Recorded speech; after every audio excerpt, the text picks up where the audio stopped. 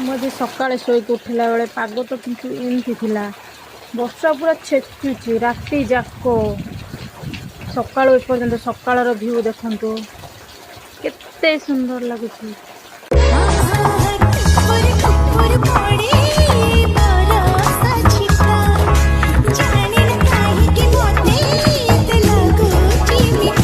ମୁଁ ଚାଲିଗଲି ମୋ ଭାଇକୁ ତ ନିଦରେ ଉଠେଇଲା ତ ଦେଖୁଥିଲି ରିଆକ୍ସନ୍ ଫଟୋ ଭିଡ଼ିଓ ସୁଟ୍ କରିବା ପାଇଁ ହେଲେ ସେ ତ ପୁରା ଏତେ ରାଗି ଯାଇଛି।